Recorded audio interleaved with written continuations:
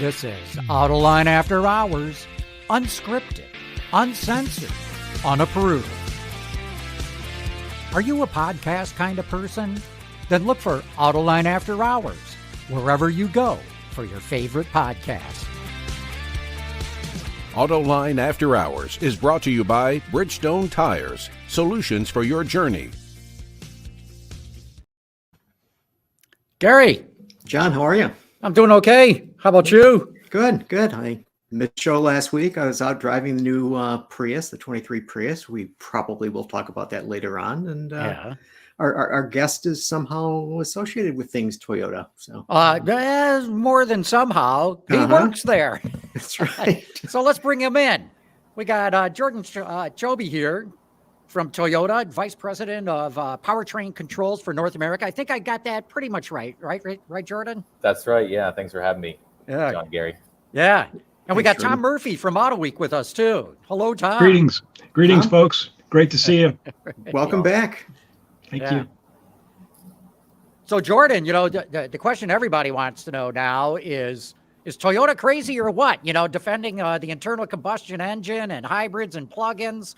And, and I'm not saying I believe this, but there's a lot of perception out there that the company is just dragging its heels when it comes to BEVs. I know this is not news to you, but how do you respond? Yeah, good question. Toyota, I think we need to kind of clarify the narrative, right?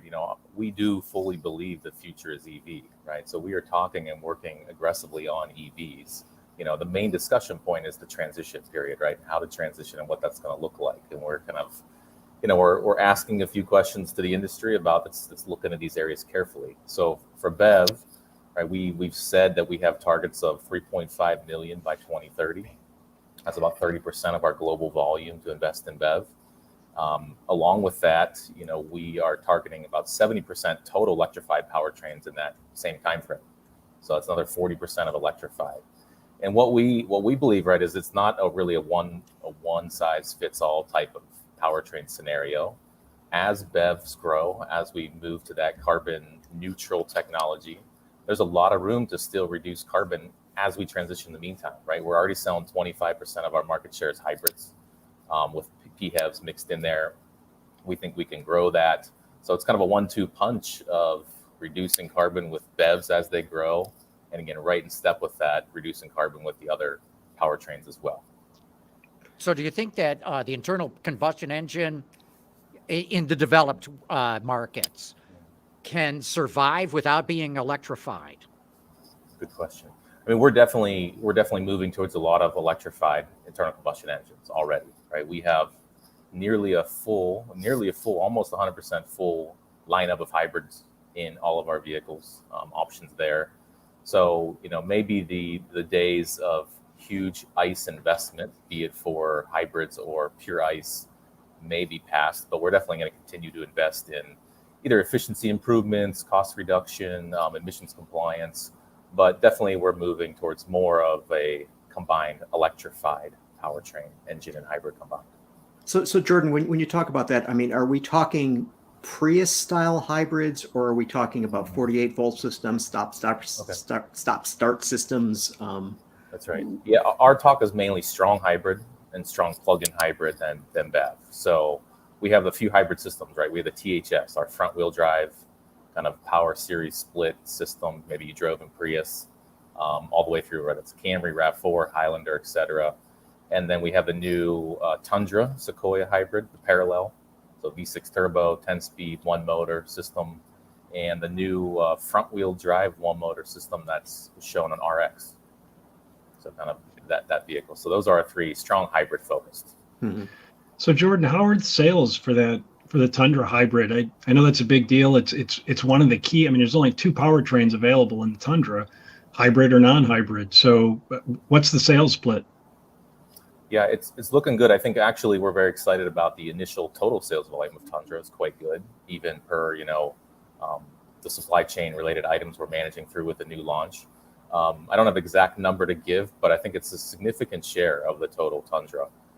And like for example, Sequoia, right? Sequoia we came out as 100% hybrid. Do you have a sense for whether any other actual clean sheet engines are in the future for Toyota? You talked about kind of incremental improvements, but the automakers that are spending on totally clean sheet engines, there's not many of those programs happening. How about at Toyota? Yeah, we're definitely focusing on Kaizen or incremental improvements in the engines, and a lot of that new investments go into the BEV or new architecture hybrid or plug-in systems. So Jordan, what kind of technology might you be interested in for the internal combustion engine? Preheated catalytic converters where you could, really slash emissions even farther than they are right now. There's talk of rotary valves being developed in some corners. And any of that kind of technology sound interesting to Toyota? Yeah, I think some of those are always being investigated in our advanced teams, and their Higashi Fuji Japan does a lot of our advanced engine developments. But mainly we're in that phase of downsizing DI turbo engines, right, and rolling that out at high volumes. Yeah. So you have a turbocharged direct injected engine that would be a 4 rather than a 6, or a 6 rather than an 8. How about cylinder deactivation? You guys do variable valve timing now. Any additional work in that space? Not a significant amount. You've seen we haven't gone to cylinder deactivation. We kind of tend to stay with more drifting towards the Atkinson type cycle engines, right, that we use for electrification, right? We mix that more efficient combustion system with the electric motor combined with that to able to balance performance and efficiency together. So explain simply to our audience what an Atkinson cycle engine is and how it works, and why when somebody reads the spec list for Toyotas, it always shows up. That's right. So for Atkinson, right, we're changing compression ratio to squeak out more efficiency out of that combustion cycle. It does tend to reduce torque or power, through the operating range. But again, we make up for it with supplementing with electric motor to have total system power, total system efficiency, and drivability. Where do you think the peak is for the ICE engine? I remember back earlier in my career when exotic engines, or engines from some of the exotic sports car companies, hit 100 horsepower per liter. And we're like, wow, that's like incredible. And now it's like nothing. 100 horsepower a liter, who cares? You can't even brag about that anymore. How high is up? Well, if we talk about or mention a GR Corolla is an interesting project. Some of the North America members with Japan members, there's an interesting development story. There was an advanced development was very, very strongly focused on CAE CFD development strategy to reduce time in the development process. I think they skipped some development phases in that early engine development. So a global team, they're probably working 24 hours, right, nonstop around the clock. Worked on that engine. Originally, that was targeted for, I think it's a Yaris rally race vehicle in Japan. I think it was Japan. Unfortunately, I think that series was canceled due to COVID. But the good news is it made it in GR Corolla for US. I believe that number, I might have to double check on this, but I think it's 140 kilowatts per liter. That's very, very competitive power per liter. Yeah, you're talking well over 150 horsepower per liter at that. That's right. So I think that's quite competitive with maybe supercar or maybe a lot of high performance vehicles in a Corolla. Yeah. So along those lines, thermal efficiency. I think Formula One engines have cracked the 50% barrier in terms of thermal efficiency, but I know Toyota is claiming it's getting awfully close with that. And I think even in the Prius engine, you're what, in the high 40% range or something like that of thermal efficiency? Believe so. I think a 48% number sticks in my mind. That's what I remember, right? Definitely challenging that upward incrementally, right? I think with the Prius, right? Prius is multiple generations. That's our 5th gen hybrid system. We keep each time kind of refining either the vehicle styling, the powertrain efficiency, kind of level that up. So we're working our way that direction. So along those lines, thermodynamic efficiency, back in the 1980s, especially in Japan, there was a lot of work being done with ceramics in the engine. Kyocera, as I remember, had developed a ceramic block, and that didn't seem to work out. But there was a lot of work going on with ceramics on the faces of the valves, the top of the pistons, and things like that, with the goal of getting to adiabatic, where you could just get rid of the radiator and the water pump and all that kind of stuff. Any of that kind of work still going on? Because it seemed awfully promising way back when, and it never got into production. I have not heard much about advanced ceramics and engine. We've definitely been working on the electrified area quite a bit. Yeah. We do shift a lot of team members internally. It's one of our, where does our talent come from? There's a lot of synergy, but we do a lot of shifting, be it North America or Japan, moving those members to the new technology. So I think a lot of people work on electrified motors, batteries, inverters, etc. Jordan, if I could ask about the GR Corolla that you just mentioned, a lot of excitement about that car. Of course, it's pure internal combustion. It reaches out to a young audience that's all about internal combustion, an enthusiast market. Do you see a way to migrate that market of enthusiasts to to an all-electric product? I don't know how soon something like this could be even in the cards for a company like Toyota, but where do you go? Where do you try to create that excitement after internal combustion? Yeah, I think there's still a lot of options. For example, Tundra Tacoma, right? Maybe 5-6 years ago, we'd be very nervous to say a hybrid pickup truck, right? But that's been proven incorrect, right? The technology has won out to show you can do efficiency plus fun to drive plus towing and off-roading combined. So I think there's a lot of room with electrified, be it, again, multiple different powertrains, including BEV, which is quite fun, that we absolutely can transition that customer. But it is about meeting, again, what the customer wants to how they use the vehicle. It's important if this is a long-range towing, a long-range commuting vehicle, for example, to match that. But I really do think that we can shift those customers, or at least always offer an exciting product that meets their needs for sure from powertrain side. Jordan, in the powertrain space, so I was looking at the 2022 EPA Automotive Trends Report, which you're probably familiar with, and so it indicates when it's looking at fuel economy from 2016 to 2021 that Toyota has increased from 25 miles per gallon to 27.1 miles per gallon, which is mid-pack. I mean, there's a whole bunch of Subaru, Kia, Nissan, Hyundai, Honda, Mazda are above you guys. Shockingly, Stellantis is down at 21.3, GM is at 21.6, and Ford is at 22.8. How much is fuel economy a focus of what you guys do there at Toyota to make these improvements? Yeah, I think a core competency of ours is efficiency. So we spend a lot of time. I do oversee on our North America team, fuel economy development team. So for the vehicles we develop here in North America, ensuring we maximize fuel economy and balancing it with the other performance areas. We talk about drivability, NV a lot. But I think efficiency is key. I mean, of course, there are still significant greenhouse gas regulations around fuel economy. So it's a very important driver for us. But getting the most out of our vehicles and efficiency is quite important. I think that EPA trend report, I believe that's probably a weighted average based on your sales volume or what type of vehicles you sell. So, of course, if you don't sell many trucks, maybe that helps bump up your average, right? But right. We look very competitively every time we plan on a new powertrain or vehicle to set that fuel economy target. There's a lot of discussion around setting that fuel economy target. So how much is this predicated on regulation, and how much of it is predicated on you really want to give the consumer something that is going to respond as they would like? Definitely both.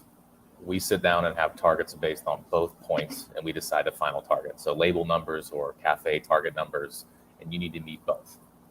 So they're both strongly set and weighted to achieve both those areas. Jordan, I have a more basic question for you. You're head of powertrain controls for North America. Does that mean that your team, and this might sound like a stupid question, does your team deal primarily with software, or is your team also very much hands-on with camshafts and valve trains and things like that? That's right. So my team, I represent half the team. So controls and calibration are our main areas. So my team's doing primarily implementing a new powertrain into a new car. So the Right. North America region, we develop Tundra, Sequoia, Tacoma, Sienna, sometimes Camry, and different things like that. So my team's primary responsibility is to implement that software and calibration into that car. So I'm touching ICE, hybrid, growing the BEV team, and then the fuel cell team. So I am sitting here today on a business trip in California for our fuel cell team. And then we have another half of the team, which is more design oriented and certification oriented. That's also going to help implement the new powertrains in the new cars and oversee local manufacturing. Well, So that's in your fascinating. overall, I'm sorry, Go ahead, John. Sorry. No, go. Well, I was just going to ask, so in your overall powertrain engineering staff, whether you can speak to North America or even globally, can you say what your split is currently between these folks are just internal combustion, these folks are maybe all electric, these folks are doing some both hybrid, plug-in hybrid, internal combustion? I mean, do you have a sense, can you give us a sense for how your overall staffing is migrating to this, headlong push into full electrification? Yeah, I don't think I have a specific number I can share, but there's about 2,000 engineers just in U.S. for Toyota, not just powertrain, but total. But we're quickly shifting in Japan and U.S. So we do have manpower planning, project planning processes to kind of manage those items. I have people working on BEV-related advanced development for pack integration, thermal systems. We're working cross-functionally together. We got off-road and towing tests for BEV ongoing. So, I'd say resources tend to shift ahead of volume, right? So we're working towards a 30% BEV target. So we're working probably somewhere along those lines, maybe in the engineering space and powertrain. The good news for us too, again, is there's a lot of synergy in electrified powertrain. So the members working on motors for hybrid, PHEV, and BEV can be in the same team. Okay. Inverters as well. There is some battery cell technology shift, maybe or differences between a hybrid, PHEV, and BEV, but not dramatic. Maybe moved from air-cooled to liquid-cooled. You need some skill up in that space. But a lot of synergy that we can easily transition, I think, between the projects as they come through. Yeah, globally. So I know what John's going to ask you, and before he asks you that, I want to ask you to clarify that. So you guys have been working on hybrids now since the 90s, Decades. right? And Yeah. How much of the knowledge from your point of view in terms of controls architecture, is applicable to full battery electric vehicles? I mean, is this something that the learnings that you've been accumulating, is it valuable? Oh, absolutely. Absolutely. I don't know an exact number, but it's got to be 75, 80%, something like that. It's got to be huge. So I also think, right, we have a target of 30% or 3.5 million BEV, but that's part of our estimates based on customer pull and things like that. If customer pull increases, we're good to go. We're happy with that, right? We're going to adapt and keep moving. We can shift the people and the products to kind of meet that need. And it's not like we have to go hire 100 engineers, right? We can kind of shift and transition, I think, internally with those members. Jordan, everywhere I go these days, everyone's talking about simulating this, simulating that, the other thing, digital twins, all, driver in the loop, software in the loop. Are you able to do that in your calibration efforts? Or are you finding that you can automate this and compress the whole time it takes? Yeah, every single project must be efficiency up through simulation, every single one. So we have a department just in powertrain doing advanced CAE, CFD, control simulation. Members that just launched the new Tundra, we had a engine controls team, calibration and software team that co-work together. They find optimized calibration values, so we minimize the amount of test data that needs taken. They can set out at the base cal maps through simulation and just verify on engine or on vehicle. So we're doing that from engine, of course, fuel economy. Fuel economy is not that hard to work through in that space. But then recently I saw some on battery pack, like rough road durability, that kind of strength. All different types of areas we're simulating, and it's not an optional for the new program to be more efficient through simulation. It's required, right? So there's a big push for that. So is the cost of calibrating an engine going down because of all the simulation? You might sound like my supervisor at some point, but yeah, I mean, you got a smaller budget, Jordan. We're definitely being more efficient at calibrating for sure. But of course, at the same time, technology is going up. Sure, there's always something else to spend the money on. Always, right? Or emissions or PM criteria going down, right? So, right. Yeah. So, and let's talk fuel cells then too. And from a calibration standpoint, it's got to be so much easier. I would think you don't have to worry about high altitude testing. I've got to imagine ambient, temperature, humidity, and all that doesn't affect the output of a fuel cell as it would an internal combustion engine. Is it a lot easier, or am I wrong here, to calibrate something like a fuel cell from a drivability standpoint? From drivability, for sure. I think there's a lot of work being done to manage the PEM fuel cell system most efficiently, making sure the durability is good. So we have a lot of IP and knowledge in that space. You're right. Certain areas, maybe high elevation, are not required for EVs of sort, or less critical for EVs of sort versus an engine. But still a lot of advanced work on that. Maybe cooled shutdown, cooled startup are important. Thermal system management, there's work ongoing there. So I don't want to use the word easier, but different set of challenges. Yeah.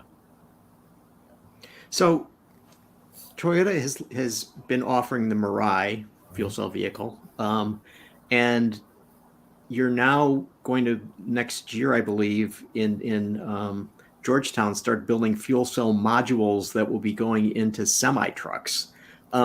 So is this? I mean, is this scalable? I mean, is that how that works?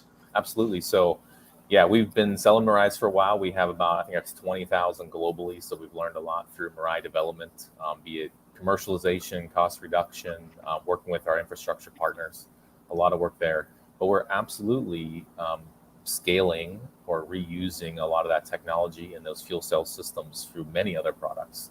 So the first focus is the Class 8. We have the relationship with PACCAR and working on the Class 8 semi-truck, the portal truck we call it. That fuel cell system will be assembled in the Kentucky plant and installed in those vehicles. I think we're going through FS build and commissioning right now. I just was checking out yesterday our commercial FC system bench. So there is the full semi-truck electric motor, the battery, the fuel cell system in the dyno here at the office. Checking out, they're doing software commissioning and initial evaluations. So we're pivoting. We can use Class 8. I think there's a wide range of mobility products. We have partnerships doing different products at the Port of Los Angeles and Long Beach. I also stopped down there yesterday.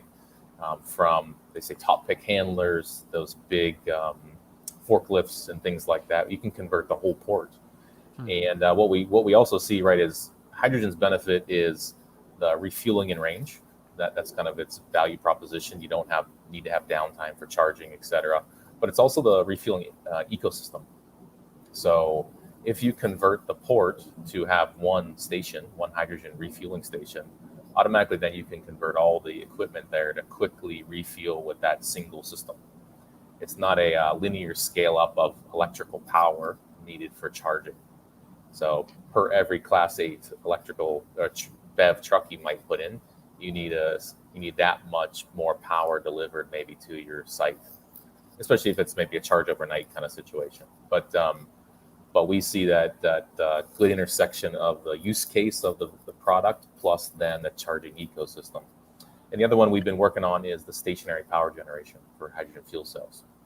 So we have a few different POCs out there, from small 80 kilowatt units up to 1 megawatt. So we delivered a 1 megawatt system using Mirai fuel cell modules that we can kind of scale up in a modular fashion to NREL to do some advanced studies. And we have a lot more ideas of projects we can work on in that stationary space as well.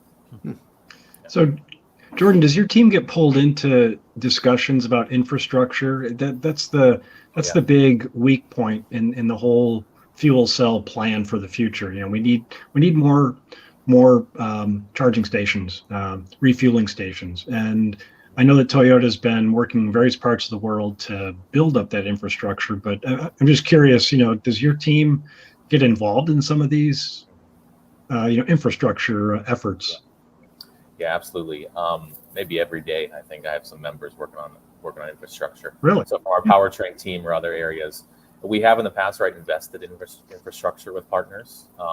But for example, like the California hydrogen fuel cell for retail customers, we support even people on site, go and visit, go and see, even talk with the customers and support even very small issue resolution with the station providers. So we have a close relationship with many of them. So we're kind of boots on the ground checking and supporting, but then also a lot of even macro level discussions. I know we're very excited about the federal infrastructure bill, right? So there's big money being put out, which we're very grateful for, in BEV infrastructure, but also hydrogen. So hydrogen, maybe I think some people might miss it sometimes, but it's $8 billion for the hydrogen hubs. And that's just from the federal government. So there's expected maybe at least a matching contribution from maybe state and private to go along with that. So that's planned 8 hubs at least across the U.S. I know quite a few of those. My understanding is, for example, California pushing for all green hydrogen at that hub 100%.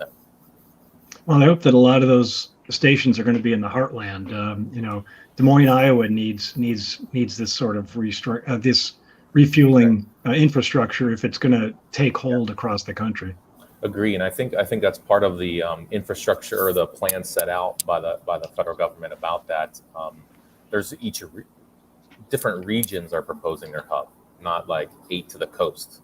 I know the Midwest, many Midwest states came together, including Michigan and others, to propose their Midwest hub proposal. So it should be a distributed network. I think Texas, Midwest, et cetera, to set out that hydrogen creation hub. Jordan, is your sense that the United States is reaching a tipping point of sorts with hydrogen and fuel cells? Obviously not from a sales standpoint or anything like that, but from a directed effort. And the reason I say that is somebody sent me a PowerPoint presentation that showed everything that the U.S. is doing along the lines of hydrogen production and fuel cells. I was stunned. I had no idea how much was going on. So I'm just asking your sense, because heretofore, it always seemed to me it was Japan, South Korea, and China that was putting a whole bunch of government money and effort and subsidies and all that sort of thing into making hydrogen and fuel cells happen. Do you have a sense that's starting to happen in the U.S. now? I do think so. I'm also hearing many things from, right, not just internally, but externally about investment coming, be it fuel cells or tanks or infrastructure.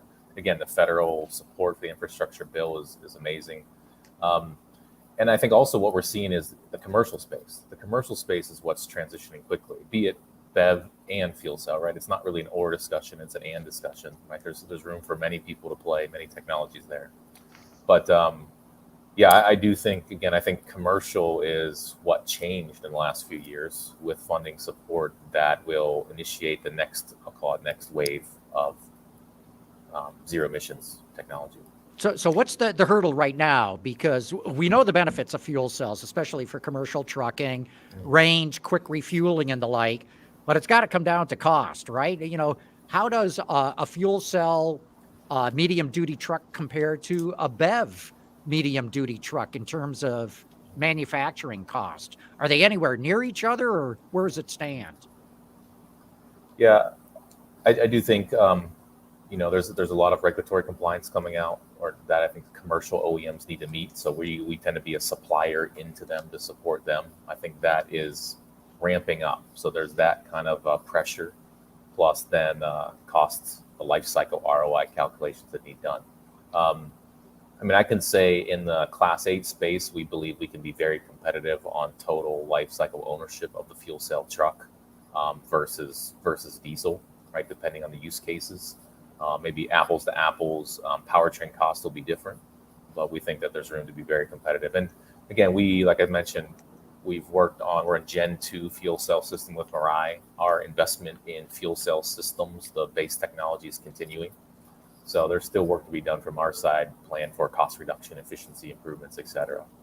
So basically, though, a fuel cell vehicle, a Mirai or one of these Class 8s, is basically an electric vehicle, but you have the fuel cell in the hydrogen instead of the battery powering motors, right?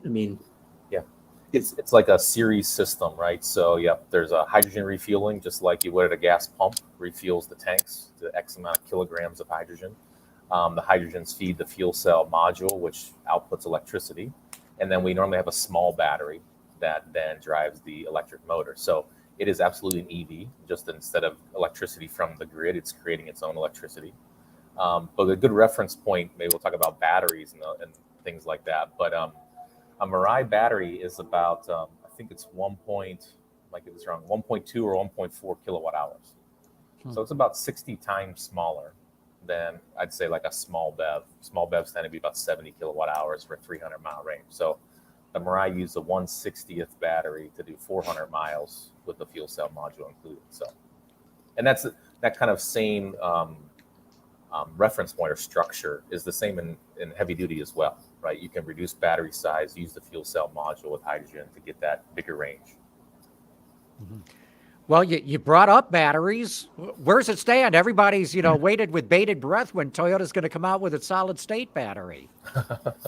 Solid state, yes. Definitely a lot of work going on solid state. I can't claim to be the solid state expert, but I know we've demonstrated even the solid state vehicles at the Olympics and such. But a lot of work being done there. It's not a short-term solution, but it is a long-term solution we keep investing in. Got it. Yeah. Hey, look, we're at the bottom of the hour here, so we're going to wrap up this segment. But thanks so much for your time. Really interesting to be able to pick your brain as to what's going on at Toyota and Powertrain. Great. Thank you so much. Happy to have some deep discussion on these topics. They're important for sure. So thank you very much. Thanks, Jordan. Thank you, Jordan. We're going to take a quick commercial break. We'll be back talking about all kinds of things going on in the industry. How do Bridgestone tires stop shorter on what roads? It's their HydroTrack technology. But you don't have to know how the science works, just where the brake is. What really matters is their Bridgestone. And we're back. So, speaking of electric vehicles, I can't help but to read a headline that I read yesterday on a website, electrek.co. And, so this is all about EVs, and, right. and this is stunning to me. Quote, the little data that is coming out of Tesla's full self-driving beta looks awful, and that's putting it mildly. And it goes on to, we challenge Elon Musk to prove otherwise by releasing disengagement and driver intervention data. Yeah. I mean, I saw that. And, Electric is one of the most preeminent media outlets in the world. Promoting EVs been very, very favorable to Tesla. And so for Electric to come out and say, hey, Elon, cough up the data because it looks really bad is, wow, that was a statement. So Tom, it's odd to me. It seems like NHTSA is just giving Elon Musk a pass. People die out there from self-driving mode from these accidents with his technology, and yet he's still using humans as guinea pigs as his beta testers. I find that shocking. Well, one thing, do we know what the record is for other automakers? I mean, I know that they don't have full self-driving autopilot or the like, but they do have, lane keeping kind of self-driving stuff on the highway. I'm not even talking about Super Cruise at GM. I'm talking just about everybody has these, ADAS plus kind of systems. And I'll bet you there's accidents and even fatalities with them, but they're not Tesla, so they don't get the headlines. Or am I wrong here? Well, so what Electric did was it used information that a Tesla FSD beta users group compiled, and then they compare it against data for companies like Cruise and Waymo in terms of what the number of disengagements, how many miles you can go before it disengages. And you look at Cruise and Waymo, again, not commercially available. We can't go buy one, but that's the technology that's being developed. And and they're way up here.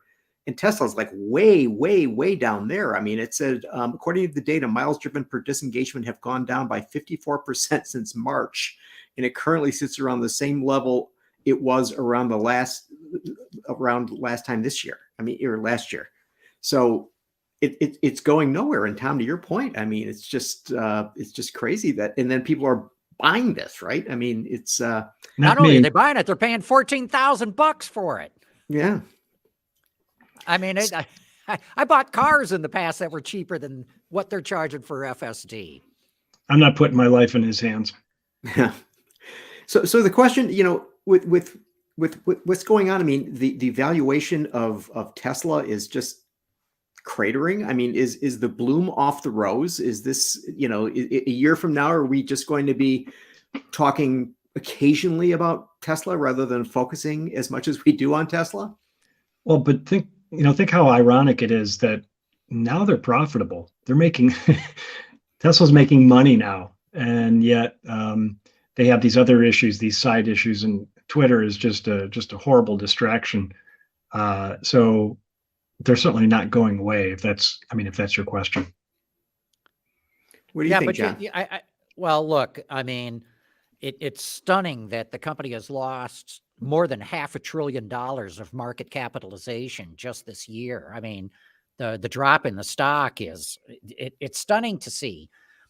But there are those out there who are going, great time to buy.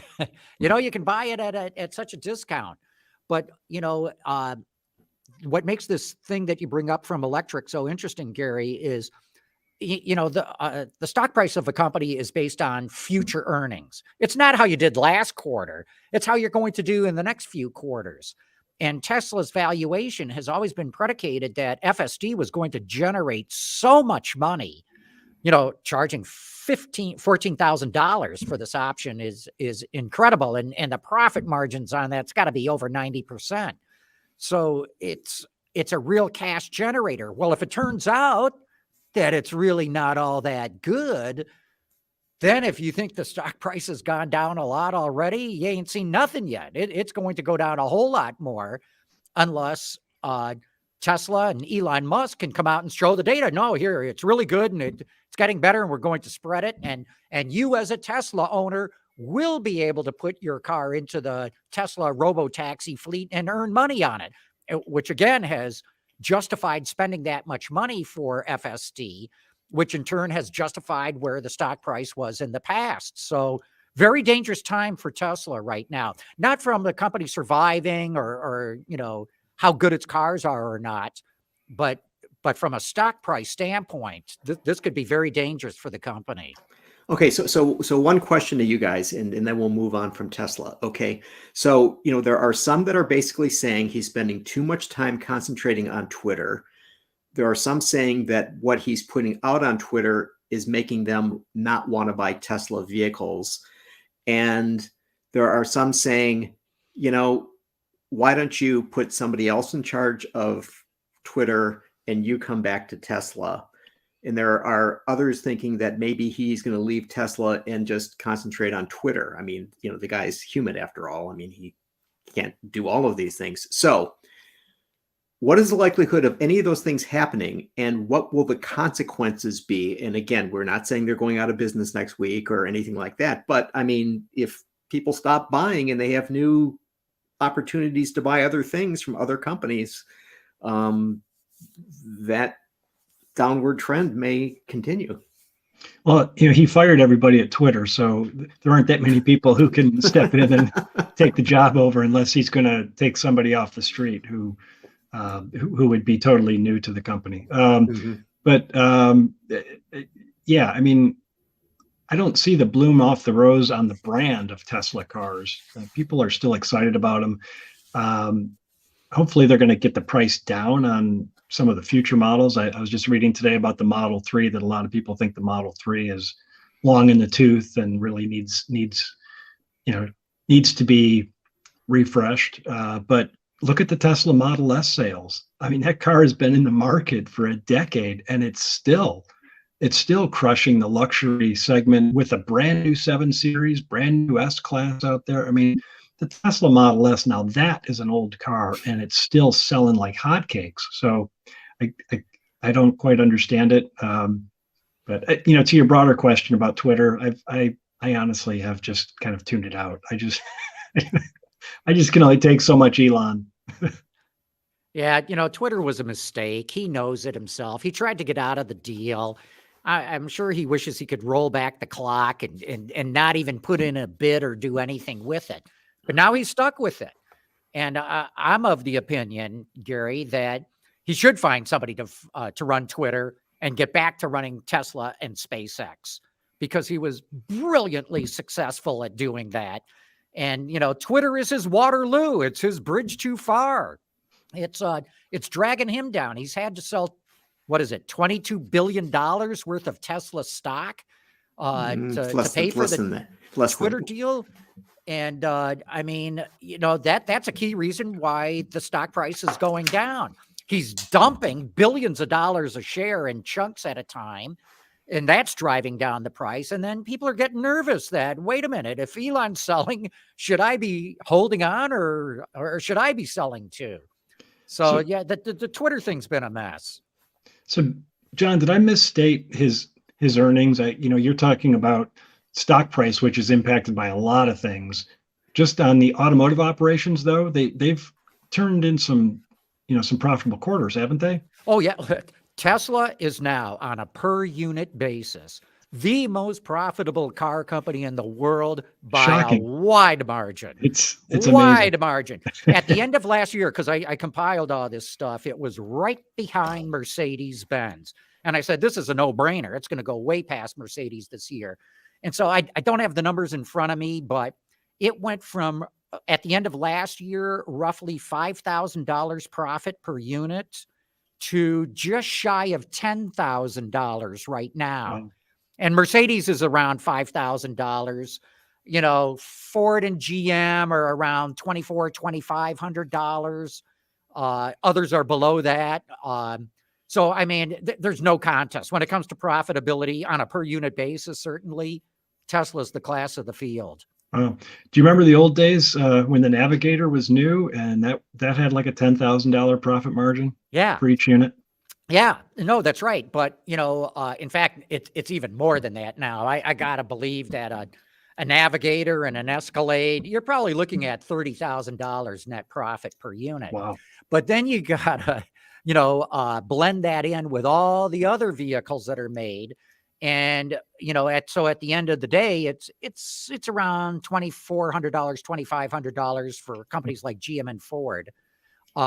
Whereas Tesla, you blend it all together and they're almost 10 grand in net profit per unit. So that $2,400. So that $2,400 assumes that they're losing on certain models. They're, the EVs are probably very problematic for them at this point. Right. Well, I'll tell you a bigger thing. Ford had a media event this week, and I got a chance to hang out with Jim Farley a bit. And what he was pointing out is, so a company like the Hyundai Group amongst the top 10 legacy automakers in the world is dead last in terms of profit per unit. And one of the reasons why is they're so heavily involved in developing markets, like Russia, although they're pretty much pulled out of Russia right now, places in Latin America and all that.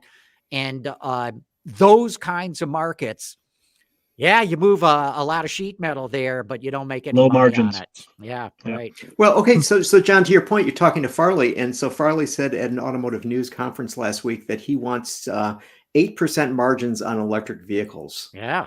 What's the likelihood of this happening? I think really, really good. Not with the current generation, not with the Mach-E, the Lightning, or the E-Transit. Those are what Jim Farley calls first inning EVs. And he says, now we're getting into the second inning, and it's all about profitability. That is going to be the key metric. Can you make, in his case, the 8% margin average, which, by the way, I don't think is very good, but I do believe it's an achievable target. But it's going to take a lot.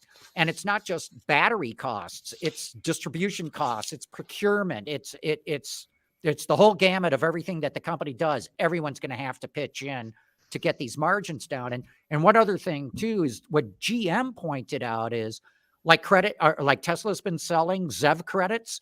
GM expects to do the same thing. And so what Mary Barra has said is that their BEVs will probably generate I mean, she was very vague about it, low single digit. I'm saying 3 to 4% margins.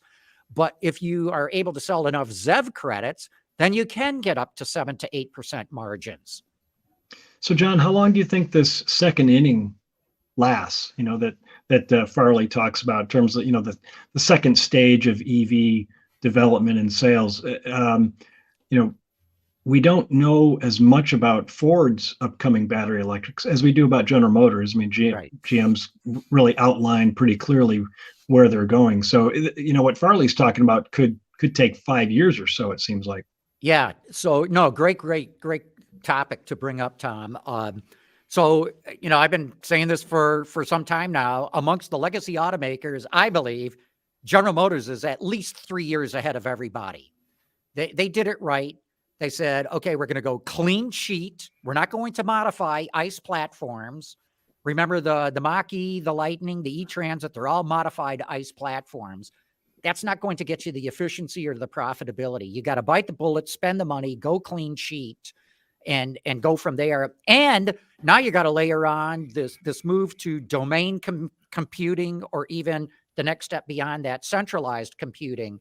So the way I read it right now, GM is in the lead of all the legacy automakers.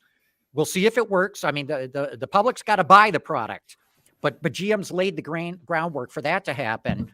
And the rest of the legacies, including Ford, will not have their second inning or second generation EVs in the marketplace until 2025 or 2026.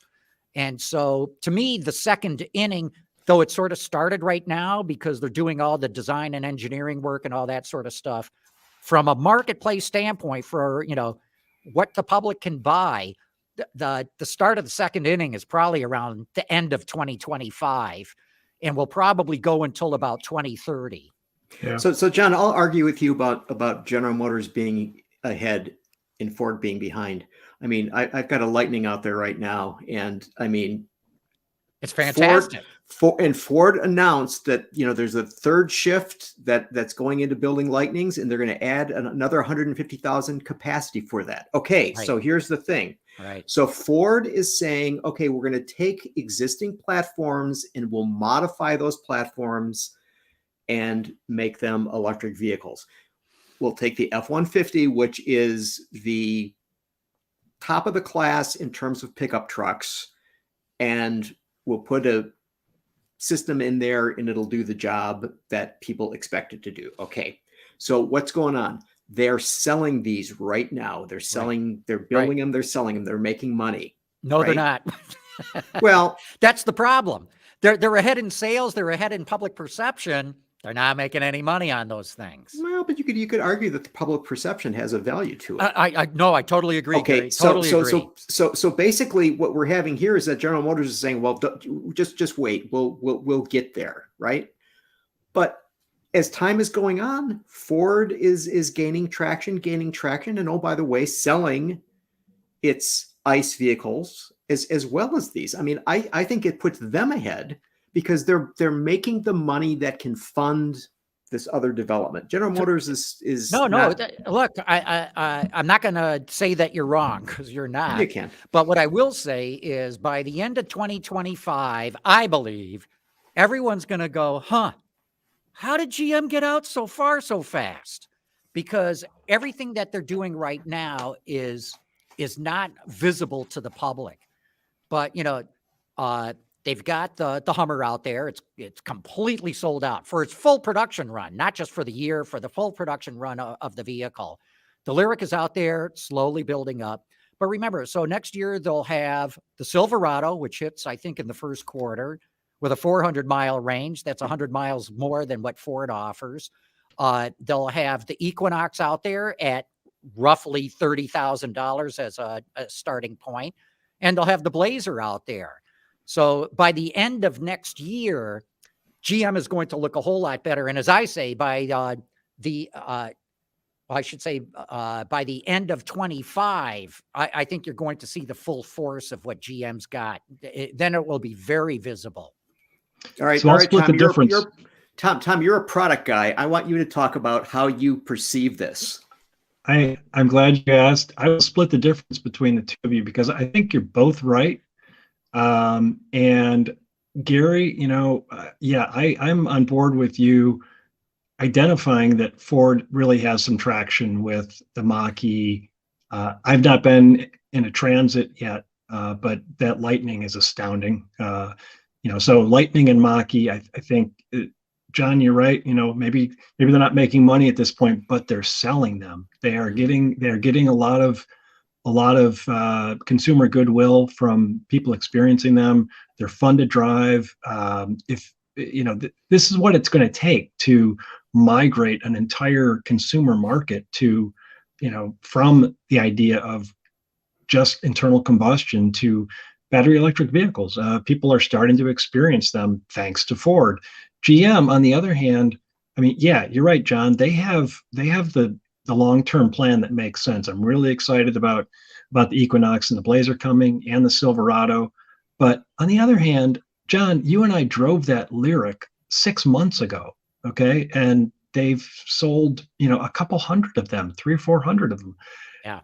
I mean, something's amiss there in terms of the cadence, the production schedule. Something's not, either it's components, who knows what it is, but they should have a lot more Cadillac Lyrics out on the road. And the Hummer, oh my God, I've seen the Hummer out and about here in Detroit for the last 3 or 4 years, and they're barely selling that. So again, Ultium is a great idea, but to Gary's point, you got to wait. Well, how long are the investors really going to want to wait? I mean, I like the GM plan, but I'm also getting kind of impatient. Oh yeah, no, Tom, you're not the only one. So there is a thought in certain circles that GM is deliberately, I don't ascribe to this, but that GM is holding back deliberately because at this low volume right now, it's not making money on these things. So what's the rush in getting them out there? Just announce them, sell a few, and you've checked the box. But so there is that thought out there. I've heard that in the industry.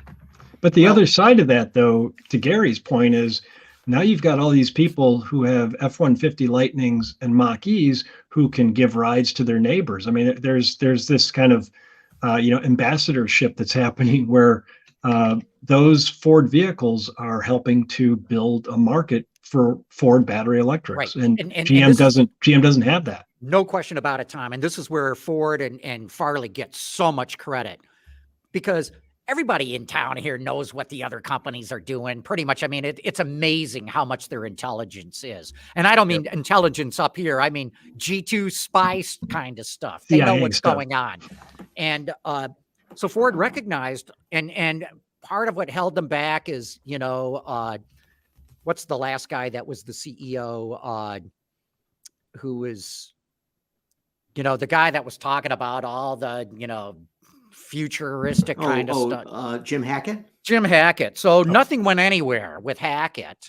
And then Farley gets in and recognizes, holy crap, we got to do something. We got to do it now.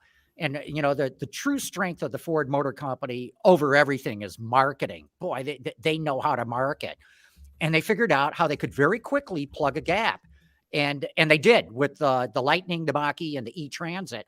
And my hat's off to them. I think they have done a phenomenal job with those vehicles from an engineering standpoint. But it comes down to making money.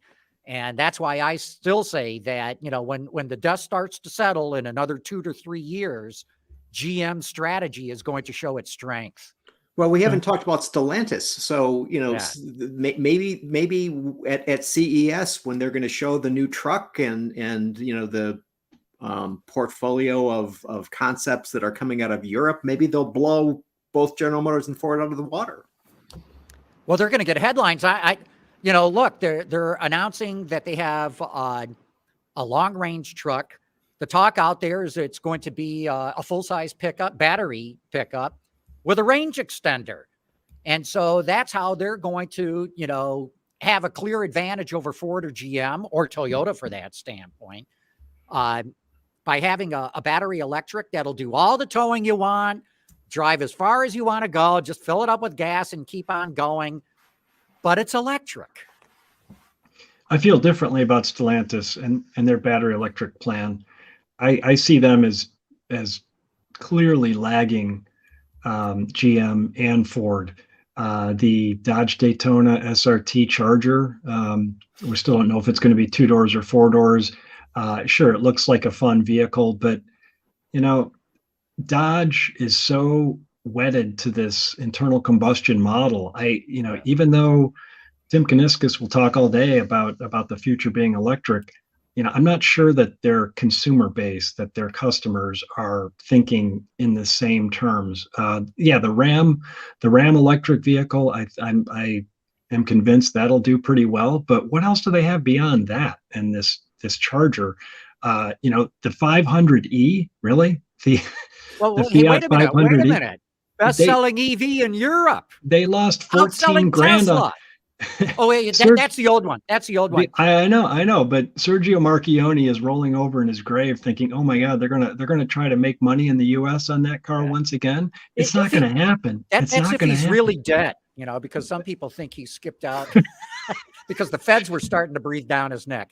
But no, anyway, right. Beyond that, though, there's they've got this hybrid Chrysler Pacifica minivan, okay, but they haven't talked about a full electric.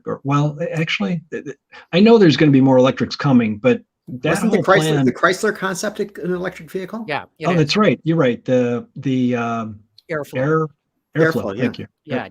No, look, here's the problem with Stellantis. You had a CEO in Marchionne who didn't believe in electrics. Then, dragged his heels every step of the way. Then he died, allegedly. No, I say that facetiously.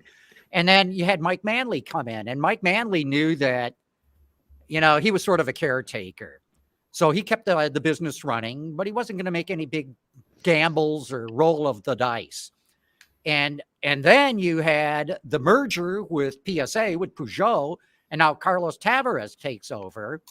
And so remember, Stellantis did not officially become a corporation called Stellantis with everything together until January 1st of 2021. I mean, it's a 2-year-old company. Yeah. And first order of business for Tavares was to figure out, what am I putting together here? What do we do? What's the strategy? So last year was all the strategizing, and what they're coming out with is, I believe, 4 BEV platforms, 2 of which, if I'm remembering this right, are being developed right here in Michigan. Stella Large and Stella Body on Frame.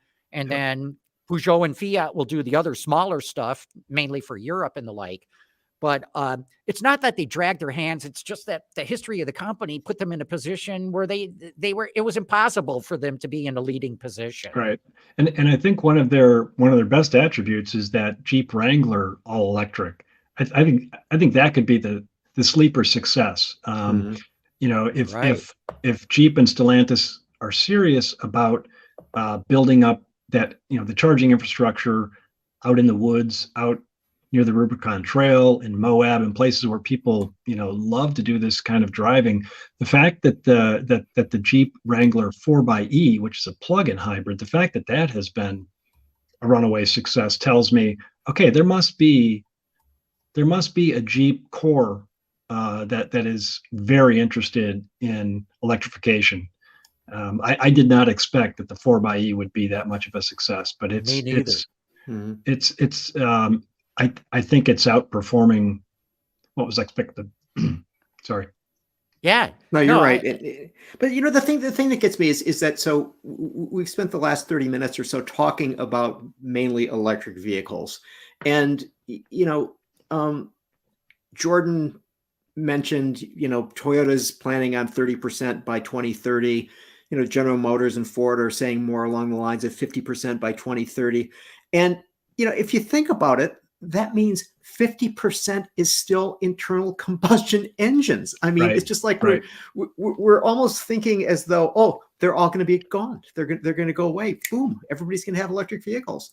That's why I asked these questions about, what kind of money are you spending on internal combustion? Because every year the battery electrics are going to get better. And hopefully battery chemistry is going to get to the point where the cost is going to come down, range is going to go up. And, there are a lot of people who can use battery electrics every day in their life, in their own kind of daily routines. but for everybody else, they still need gas engines. And if companies like Toyota are not really updating and launching new internal combustion engines, those engines are going to feel very outdated pretty quickly. I think if you can't just incrementally improve on them, and if they just aren't getting any better, then that number is going to go down in terms of the share of internal combustion, I think. Right. But at what point? I mean, so is it 50% in 2030, and then that's peak auto or engine? I mean, and then it's going to go down, and that electric vehicles will just go up. You'd think so. Well, look, we're already at peak ICE. I mean, peak ICE was probably a couple of years ago, because every electric that gets sold represents one less ICE engine, and so it's already on the downward slope.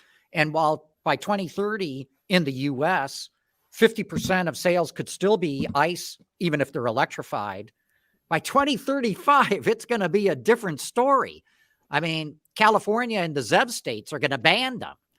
And so it's going to be a very steep downward curve. And not just in this country, China, Europe, South Korea, Japan. You're going to see a very sharp drop off in the 1930s or the 2030s. Couldn't we still see a market though long term, John, where they're beyond that tipping point where it's like 50-50? Couldn't it stay 50-50 like for another 10 or 15 years? It seems like, okay, we've cut in half the amount of fossil fuel we need, and meanwhile, half of those vehicles running on gasoline or diesel means we need half of the amount of lithium for batteries, for battery electric. So it just seems like, it's a hybrid market at that point where, it could be sustained for quite a while, where we're using multiple propulsion methods. Here's the problem. So all these car companies, all of them, have committed to reach carbon neutrality. I think Stellantis says 2038. I think GM and Ford around 2040 or something like that. And I'm just using them as an example. That's very typical of all the other car companies. You cannot get to carbon neutrality with an ICE engine, not even a PHEV. You can only get there with BEV or fuel cell. Right. And so there are rules on the books, laws on the books that are going to force these companies to drop their ICE products, even if there's market demand for them. Now, in the developing world, Latin America, Southeast Asia, Africa, and the like, sure, hybrids are going to live on for a lot longer time. But in the developed markets, like I said, the 2030s is going to be like falling off a cliff.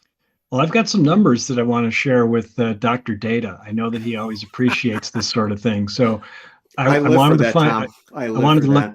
What's that? I live for that. So the Google machine tells me that there are 229 operational coal-fired power stations in the U.S.